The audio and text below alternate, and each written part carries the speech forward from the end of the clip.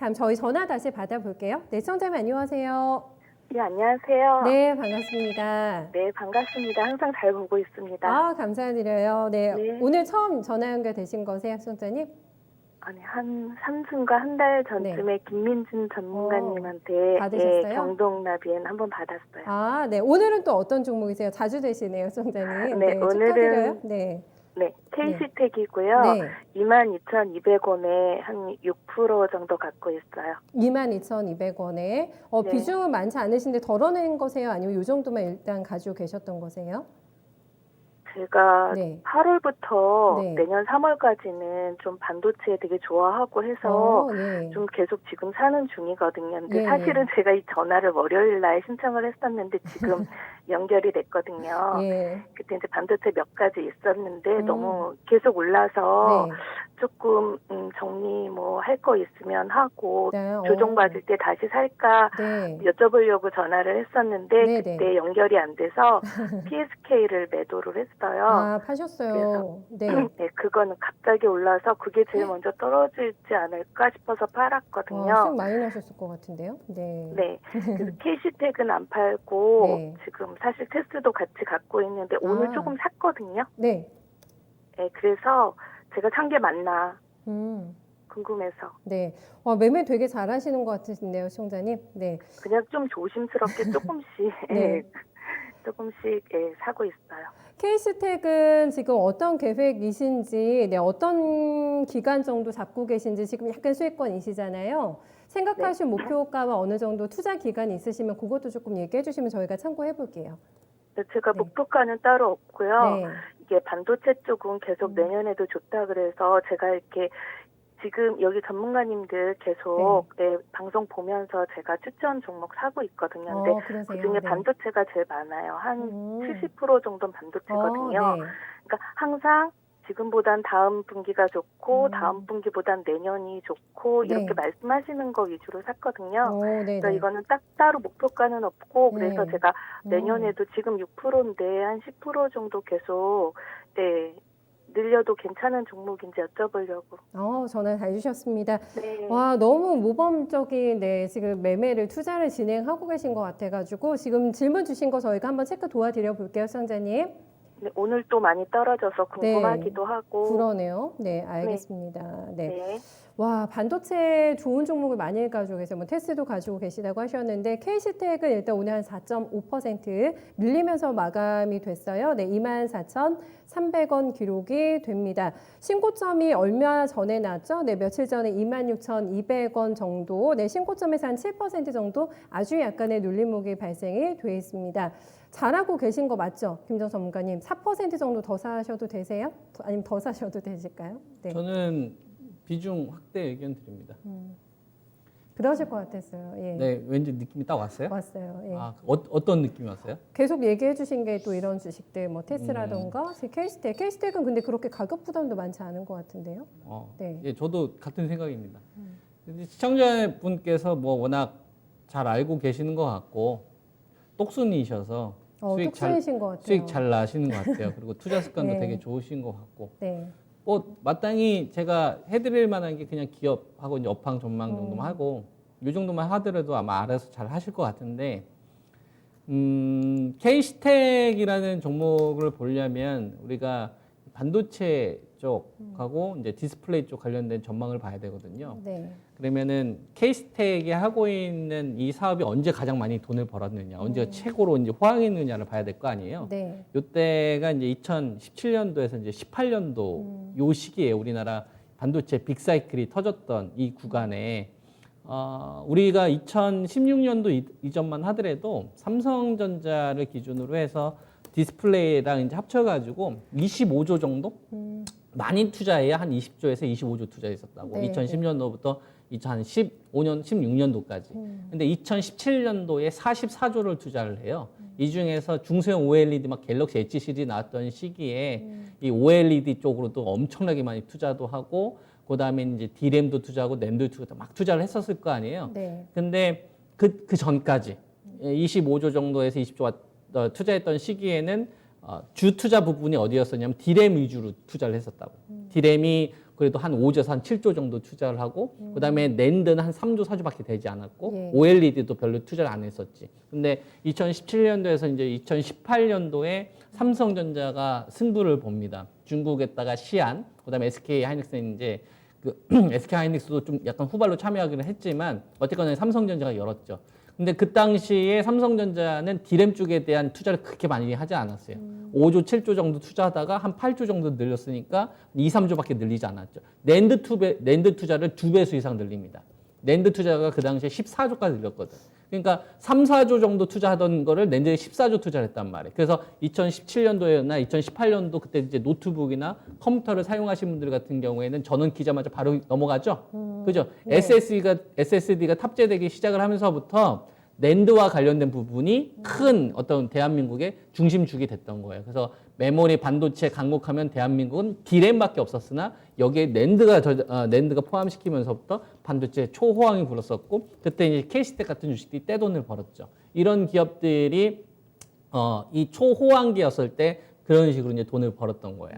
근데 2018년도 5월 달에 이 반도체 디램 가격이 이제 고점을 치고 나서부터 미중 문제 막 불거지기 시작을 네, 하면서부터 이제 반도체도 이제 고점에서 꺾이기 시작을 하면서부터 작년도까지 막 많은 어려움이 있었죠. 경기에 대한 불확실성이 좀 있었고 경기의 불확실성이 커지다 보니까 삼성전자가 더 이상 이 메모리 반도체 쪽에 관련된 부분에 대해서 육성을 할 수가 없었어요. 그리고 OLED도 어느 정도 포화 상태다 보니까 그렇게 막대한 돈을 투자하지 못했죠. 왜냐하면 경기가 너무 불확실성이 커지고 업황 자체가 안 좋아지는 쪽으로 가니까. 그러니까 삼성은 그때 뭘 선택을 하냐면 비메모리 쪽을 투자를 하기 시작하죠. 경기가 안 좋거나 불확실성이 커지는 구간에서는 비메모리 쪽 관련된 부분에 대해서 투자를 합니다. 그래서 이제 SNST나 FST나 뭐 이런 테스나 관련된 주식 그래서 랠리가 나왔던 거예요. 근데 불확실성이 점점 해소되는 구간에서는 반대로 바뀌죠. 그때는 또 다시 낸드 쪽에 대규모 투자를 하기 시작을 디램에 투자를 하기 시작을 하고. 네. 그래서 삼성전자하고 이제 SK 하이닉스가 내년도에는 투자의 핵심을 어디 쪽으로 보고 있냐면은 낸드에 초점을 둡니다. 그래서 낸드 투자 규모가 2017년도 가장 많이 투자했을 때 수준으로 투자를 하거든요. 예. 그래서 낸드에 관련된 매출 비중이 높은 업체들이 가장 큰 이익을 낼 것이다. OLED 투자 비중도 줄여요. 낸드에 대한 투자 비중 오히려 늘립니다. 그래서 반도체 가운데서 낸드 쪽 관련된 매출 비중이 높은 업체 쪽으로 투자하는 게 저는 타당하다. 그러면 낸드에서는 어떤 변화가 있는 것이냐? 낸드 같은 경우는 그런 거예요. 용량을 저장하는 겁니다. 우리가 스마트폰에 사진을 1개 저장하려 100개 저장하려 200개 저장하려 용량과 관련된 거예요. 옛날에는 우리가 사진이나 동영상을 찍었을 때 용량 포화 상태가 되게 되면 지워야 됐잖아요. 그러니까 이 용량을 늘리는 거.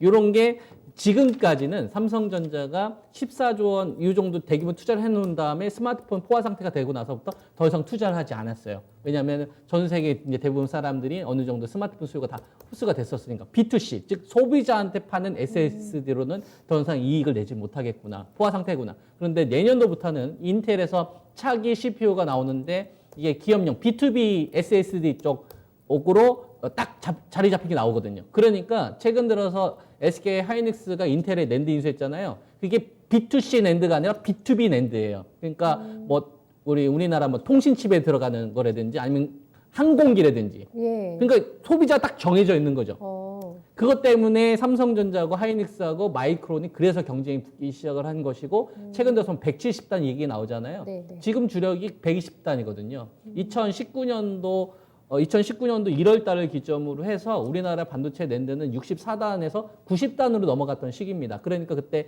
하나 머티리얼즈라든지 원익 QNC라든지 삼성전자라든지 SK 하이닉스 관련된 주식이 먼저 지수가 올라왔었던 거예요. 우리나라 종합주가지수는 2019년도 8월 달의 저점이었지만 반도체 낸드에 대한 적중수를 옮겼던 시점 2019년도부터는 그래서 미리 올라왔었던 거거든요. 이런 게 투자 포인트예요. 네. 그러니까 K스텍 같은 경우 얘네들이 하고 있는 사업이 CMP 공정인데 이거는 뭐냐면 낸드의 적중수를 높이는 거. 예를 들어 숫자가 높아지는 거예요.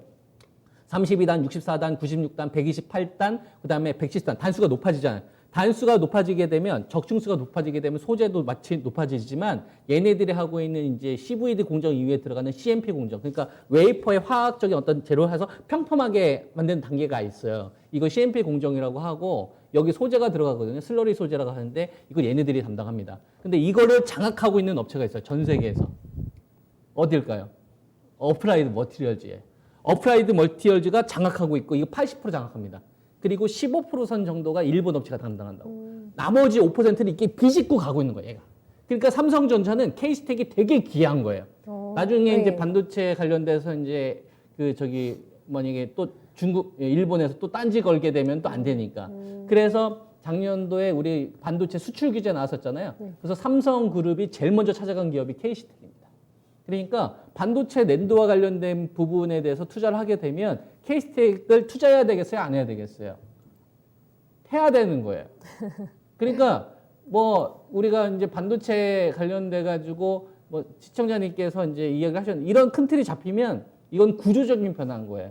그래서 이걸 어떻게 싸게 살래? 어떻게 매수할래? 앞으로 반도체 사이클에 왔었을 때 어떻게 분할 매수를 할래? 이걸 고민만 하면 된다. 이거 떨어진다 그래서 주장이 아니라 그래 좋아. 그러면 이렇게 분할 매수를 한번 해볼까? 시장에 어떤 등락이 있다. 이런 것만 생각하면 답이 쉬워지잖아. 그죠? 그래서 저는 그래서 비중 확대 의견을 좀 드리고 지금 6%선 정도 가지고 있는데요. 직전 고점이 지금 23,000원대에서 한 22,000원 정도 되고 있어요. 전 이 정도 만약에 등락 나오게 된다면 전 비중 확대 의견 드립니다. 그리고 나서 내년도 이제 반도체 이 사이클이 좀 터지는 시점에 한번 가져가 보셔라. 그러면 수익률이 좀 괜찮을 거다라고 저는 말씀을 드릴 수 있고요.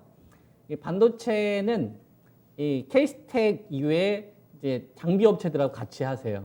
왜냐하면 팁을 좀 드리면 삼성전자가 반도체 투자하고 디스플레이 투자하고 이제 투자를 하잖아요. 네. 근데 비메모리 관련된 투자는 되게 막 시장에서는 커지는 것 같지만 이미 작년도에 구조를 투자해버렸기 때문에 올해 조금밖에 안 늘어나요. 그래서 나머지 여윳돈을 어느 쪽에 이번에 많이 투자하냐면 장비 업체들한테 많이 투자를 할 겁니다. 그래서 장비 관련된 섹터들과 같이 하시면 좀 효율적으로 대응할 수 있지 않을까라는 의견을 좀 드릴 수 있을 것 같습니다.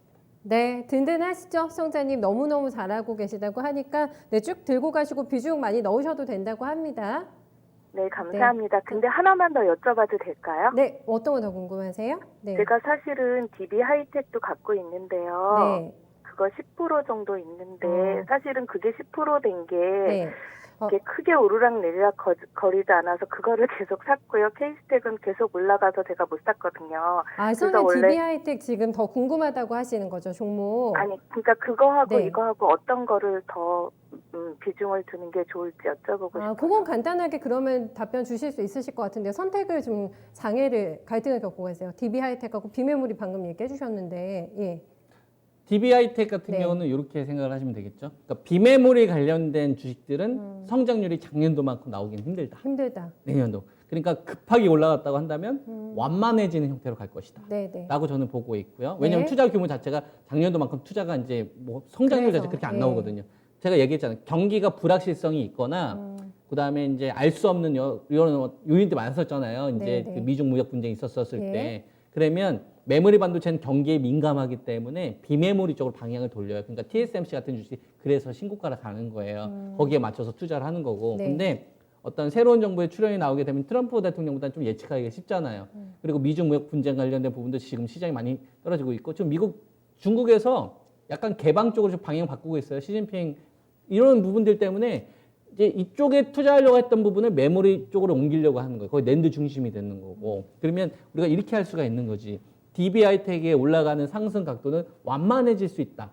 그러니까 기대 수익률이 점점 떨어질 수 있다라는 걸 생각할 수가 있고. 그러니까 실적이 잘 나와도 올해 터졌던 것만큼의 퍼센테이지는 안 나올 거다라는 걸 우리가 예상을 할 수가 있고. 반대로 메모리 반도체 관련된 업체들 가운데 낸드는 기대 수익률이 좀 높아질 수 있다. 네. 이렇게 우리가 전략을 세울 수가 있겠죠. 그래서 네. DB하이텍하고 저는 케이스텍은 시간이 지나면 지날수록 점점 비중을 이동을 해야 된다. 저는 이렇게 의견 드릴 수 있을 것 같습니다. 네, 그것까지 답변 충분히 드렸습니다. 시청자님 답 되셨죠? 감사합니다. 네, 대응 잘하십시오. 고맙습니다. 네, 고맙습니다. 네, 저희 똑순이 시청자님, 네, 진단 오늘도 꼼꼼하게 받아가시는데요. 네, DB 하이텍 아니라 케이스텍이 조금 더 상승각도 가파를 거다. 다른 분들도 같이 고민하고 계신다면 참고해 보시면 될 것 같아요.